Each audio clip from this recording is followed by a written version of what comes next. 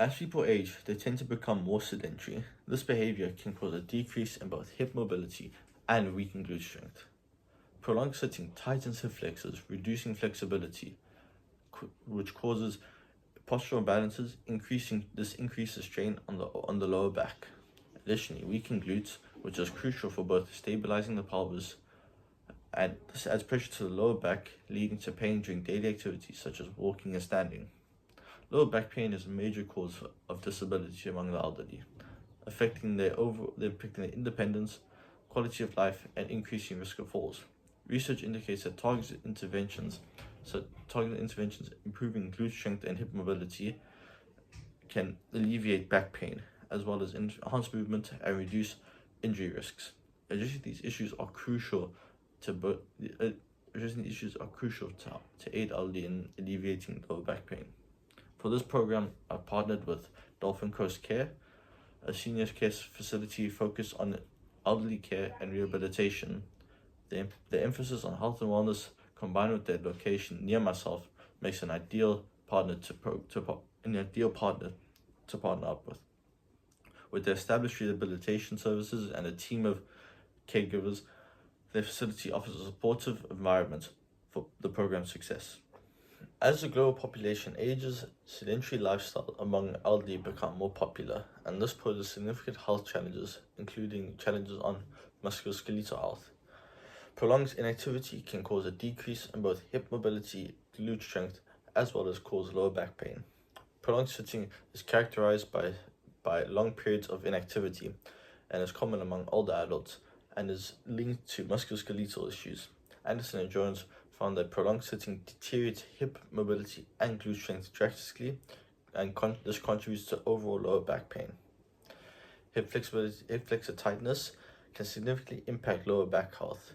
Williams and Davis showed that stretching exercise targeted towards the hip flexors can increase your hip mobility as well as decrease lower back pain. The findings highlight that including flexibility in training sessions will drastically decrease lower back pain.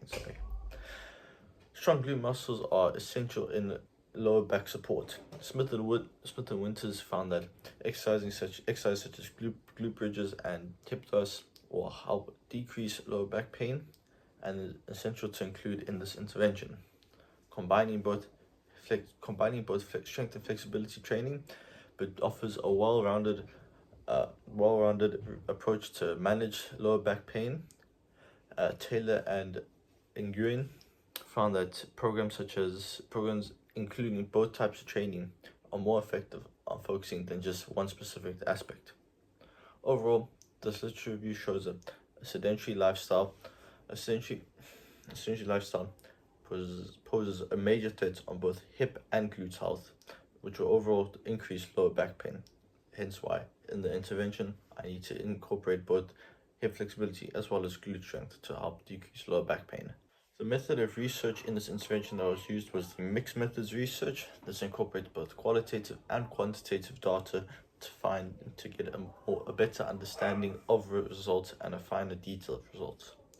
Qualitative data in this intervention will be the testing pre and post intervention, while the quantitative data are going to be questionnaires and forms that will be signed and filled out during each week of the intervention, asking participants how they're feeling, how they're managing the pain, on a score of 1 to 10, and also asking myself for feedback for the intervention. When taking a look at the health assessment for the Dolphin Coast Care intervention, I used a needs analysis to identify health concerns for the elderly residents, focusing on their hip mobility and glute strength and lower back pain.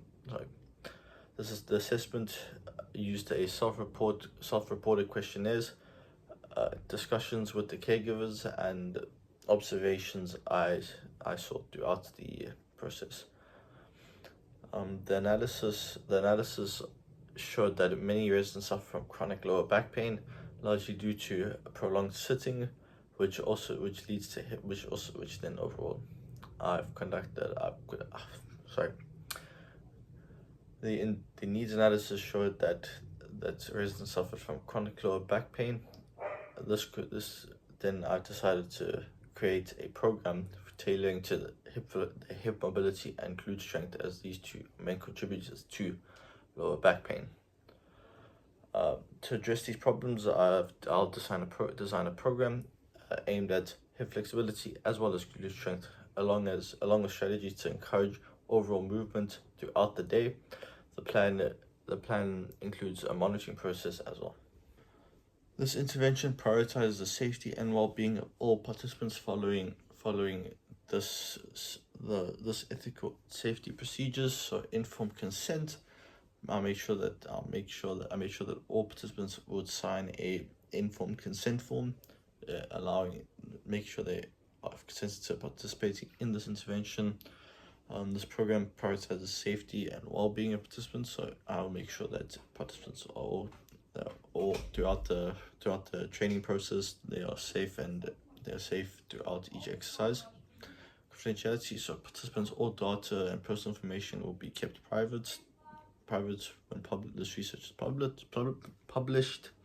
Professional boundaries, as I'm their trainer, I'll make sure that I stay professional, and as I stay professional throughout the training process. Safety protocols, so health checks will occur before and after each session, ensuring that the participants feel safe and no injuries will occur. The forms will be used are informed consent form, as well as indemnity risk forms, an information sheet telling the participants what it will be entailed in this intervention, a wellness questionnaire, like I said previous, checking up with them throughout the week, and the needs assessment, which has already been conducted, and pre and post intervention testing forms. So I have all the tests, which I'll tell you about now.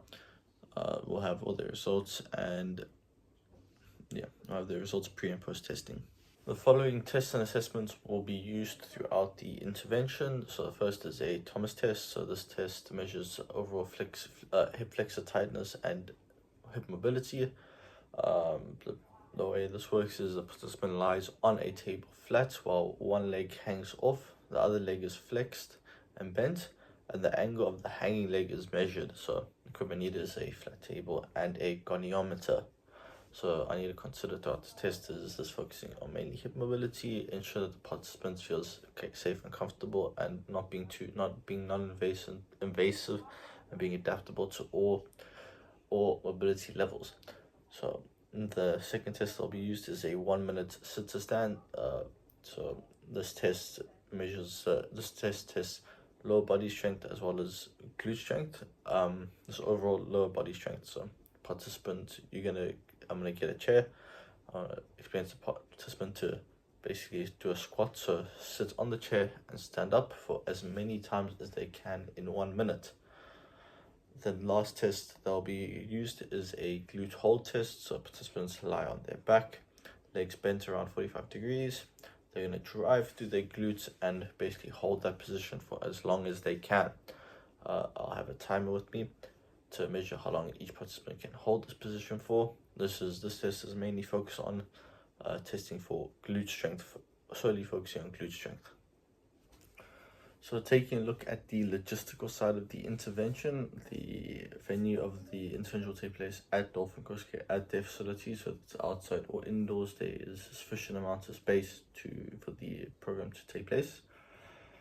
The equipment that is needed there's minimal amount of equipment needed due to all the exercises being more body weight related. If needed, a resistance band, I can go and purchase some resistance bands to be used, as well as they have the equipment there. So if I need a chair, I can use some chairs, or to do the testing on there are beds I can use for the testing to be done. Darts management, so all darts will be collected and stored digitally instead of on actual paper on forms. So my data of recording results and forms to be signed will be more digitally done.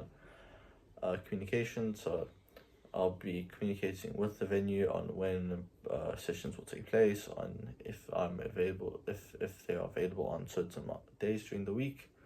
If we take a look at the intervention plan on how the 6 weeks is going to work, so the plan is for testing to be done on the first week and the last week. Taking a look at the goals, we are looking at improving both hip mobility and glute strengthening to decrease lower back pain. So I need to create a program on focusing on those targeted aspects. So an example of 2 sessions that I've created. So the warm-ups will all be similar for the whole intervention. So there'll be around 5 to 10 minutes of walking around with the trainees, walking around with them, doing dynamic leg swings, ensuring that also including muscle activation exercises. For the session, there'll be around 30 minutes. So, example, my first session I created, I'll have a hip flexor stretch, seated hip adductions, glute bridges, chair squats, and cat-cow stretches. These are targeting different muscles in the lower body, mainly focusing on hip and glute exercises. Then for cool down, I'll be around 5 to 10 minutes, purely static stretches. This will focus on the hip and glutes, however also stretching and increasing flexibility in other muscles as on the lower body.